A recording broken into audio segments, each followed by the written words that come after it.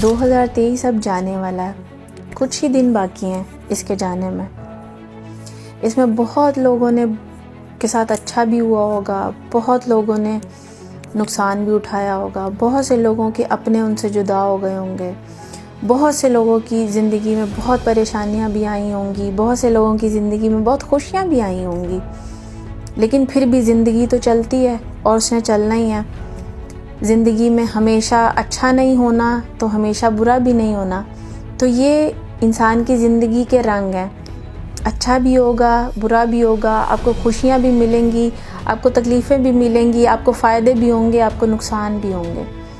تو اس سال میں جو بھی جس کے ساتھ بھی ہوا، اس کو سبق کے طور پہ یاد رکھیے گا، اس کو تکلیف بنا کے، دکھ بنا کے اگلے سال میں داخل نہیں ہوئیے گا۔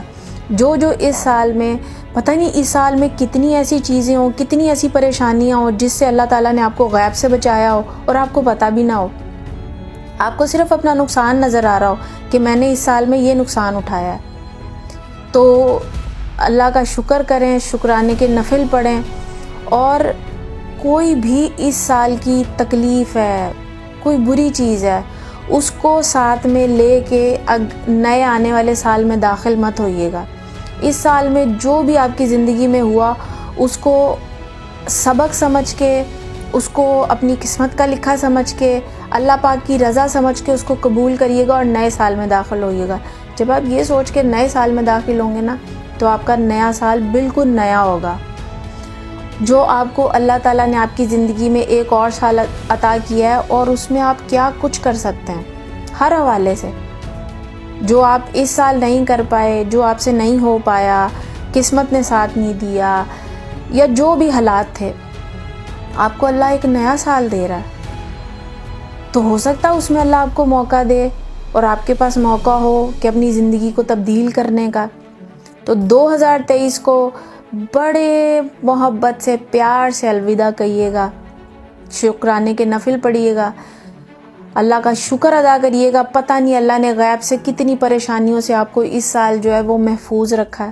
ہو سکتا ہے آپ کی زندگی اس نئے آنے والے سال میں بالکل تبدیل ہو جائے، اور آپ کو یہ 2023 یاد بھی نہیں ہو کہ میری زندگی میں کوئی 2023 آیا بھی تھا، کیونکہ اب آنے والے نئے سال ہی آپ کی زندگی میں آئیں گے۔ دوبارہ 2023 آپ کی زندگی میں نہیں آئے گا۔ اب جتنے آگے کے سال ہیں وہ سب آپ کی زندگی میں آنے ہیں۔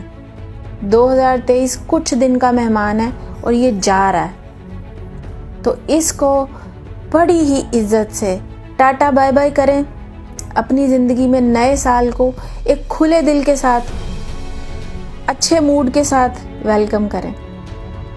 جتنے بھی اس سال میں نقصان ہوئے،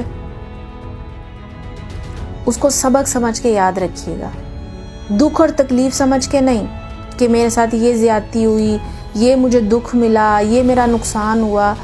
زندگی ہے، زندگی میں نفع نقصان چلنا ہے۔ یہ نہیں لکھا ہوا کہ ساری زندگی سمودلی چلے گی۔ یہ ساری تکلیفیں ہر انسان کو ایک زندگی میں برداشت کرنی ہیں۔